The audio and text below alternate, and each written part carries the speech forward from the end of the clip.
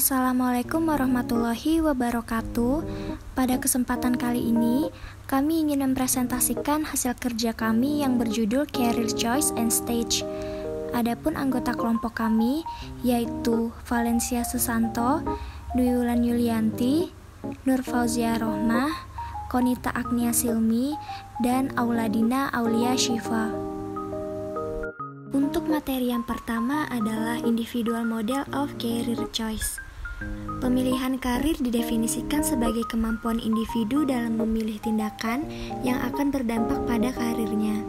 Salah satu teori yang mendasari hal ini adalah Holland's Theory of Career Choice. Holland berasumsi bahwa minat kerja merupakan salah satu aspek kepribadian, maka deskripsi dalam pekerjaan individu juga terkait dengan deskripsi dalam kepribadian individu. Teori Holland menjelaskan struktural interaktif karena teori Holland telah mempersiapkan antara kepribadian dan jenis pekerjaan. Ini bertujuan untuk menggambarkan pendekatan pola pikir individu menuju goals, nilai kerja, dan tujuan karir yang karakteristiknya sesuai dengan individu tersebut.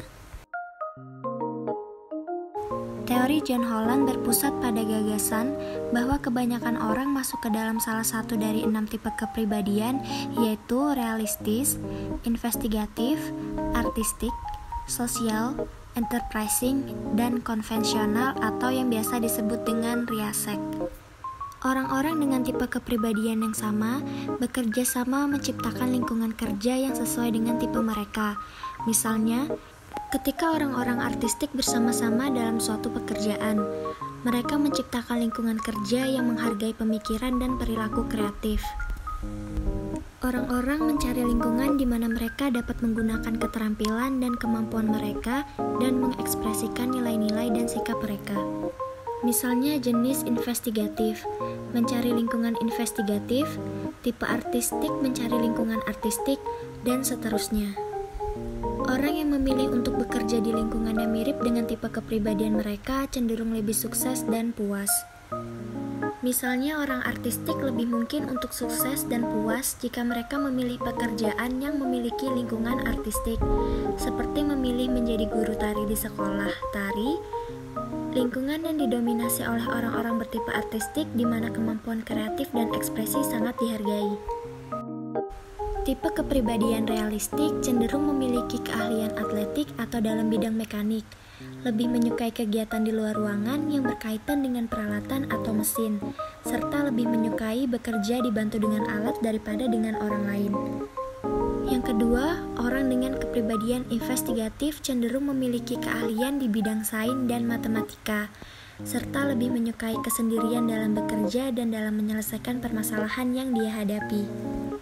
Yang ketiga, tipe kepribadian artistik cenderung memiliki keahlian atau kelebihan di bidang seni, memiliki imajinasi yang tinggi, dan menyukai pekerjaan yang cenderung mengasah ide dan kreativitas dalam mengekspresikan diri serta fleksibel. Yang keempat, tipe kepribadian sosial cenderung senang berada dalam lingkungan sekitarnya, tertarik untuk memahami bagaimana bergaul dengan situasi sosial, serta suka membantu orang lain dalam menyelesaikan masalah. Yang kelima, tipe kepribadian enterprising, cenderung memiliki jiwa kepemimpinan, kemampuan yang sangat bagus dalam berbicara di depan umum, cenderung tertarik dengan material, politik, dan senang mempengaruhi orang lain. Tipe kepribadian yang terakhir adalah konvensional, cenderung memiliki keahlian klerikal, matematika, lebih suka bekerja di dalam ruangan, serta memiliki tingkat kerapian yang sangat tinggi, sehingga pekerjaannya harus tertata rapi. Untuk materi yang kedua adalah Individual Model of Career Stage and Development, atau yang biasa disebut dengan pengembangan karir. Terdapat 3 definisi pengembangan karir menurut beberapa ahli. Yang pertama adalah Pietro Vesa dan Splake. Pengembangan karir adalah proses berkelanjutan yang terjadi selama rentang kehidupan dan mencakup pengalaman di rumah, sekolah, dan masyarakat. Tokoh yang kedua adalah Reardon, Lance, St. Jones, dan Peterson mengatakan, pengembangan karir adalah konstelasi total faktor ekonomi, sosiologis, psikologis, pendidikan, fisik, dan kesempatan yang bergabung untuk membentuk karir seseorang. Dan yang terakhir, menurut Gisbert dan Moore, pengembangan karir adalah pengembangan diri selama rentang hidup melalui integrasi aturan, pengaturan, dan peristiwa kehidupan pribadi. Menurut Mondi, pengembangan karir meliputi aktivitas-aktivitas untuk mempersiapkan seorang individu pada kemajuan jalur karir yang direncanakan. Berikut adalah prinsip pengembangan karir.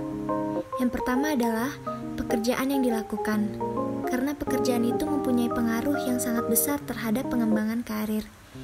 Yang kedua adalah bentuk pengembangan skill yang dibutuhkan ditentukan oleh permintaan pekerjaan yang spesifik. Skill yang dibutuhkan untuk menjadi supervisor akan berbeda dengan skill yang dibutuhkan untuk menjadi middle manager. Yang ketiga yaitu pengembangan akan terjadi jika individu belum memperoleh skill yang sesuai dengan tuntutan pekerjaan. Jika tujuan tersebut dikembangkan lebih lanjut oleh individu, maka skill yang dimiliki dituntut menempati pekerjaan baru.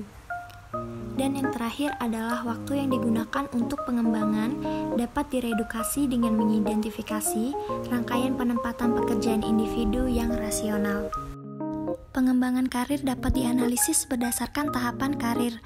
Ada 5 tahap pengembangan karir, yaitu yang pertama eksplorasi. Tahap eksplorasi yaitu tahap yang dimana dimulai dari masa transisi dari kuliah ke dunia kerja, yaitu periode sesaat sebelum bekerja. Periode ini biasanya saat individu berumur 20-an dan berakhir pada pertengahan 20-an. Ini adalah tahap awal dalam sebuah pengembangan karir. Yang kedua adalah pendirian. Tahap karir ini dimulai ketika individu mulai mencari pekerjaan. Tahap ini juga ketika individu mendapatkan pekerjaan pertamanya. Pada tahap ini, wajar sekali individu melakukan kesalahan dalam melakukan pekerjaannya. Tetapi, individu memiliki kesempatan untuk belajar dan diberi tanggung jawab yang lebih besar, di mana individu harus menerima tantangan dalam pekerjaannya dan mengembangkan berbagai kompetensi yang dimilikinya. Individu dianjurkan untuk mengembangkan kreativitas dan berputar ke arah baru setelah 3-5 tahun. Yang ketiga adalah pertengahan karir. Selama berada di tahap ini, kinerja dapat meningkat atau menurun atau mungkin tetap konstan. Sementara beberapa individu mungkin mencapai tujuan mereka pada tahap awal dan mungkin mencapai tingkat yang lebih tinggi. Beberapa mungkin hanya dapat mempertahankan kinerja mereka. Sementara yang pertama dapat disebut pendaki, yaitu terakhir tidak terlalu ambisius meskipun kompeten sebaliknya. Selama tahap ini, individu mencoba memperbarui dirinya secara teknis dan mengembangkan keterampilan dalam melatih orang lain. Individu mungkin dirotasi ke pekerjaan baru yang membutuhkan keterampilan baru. Yang keempat adalah akhir karir. Tahap ini adalah tahap yang menyenangkan karena selama berada di tahap ini, individu tidak mencoba untuk mempelajari hal-hal baru atau mencoba untuk meningkatkan kinerjanya dari tahun-tahun sebelumnya. Individu mengambil keuntungan dan bergantung pada reputasinya dan menikmati memainkan peran sebagai negarawan tua. Individu dapat beralih dari peran kekuasaan ke peran konsultasi.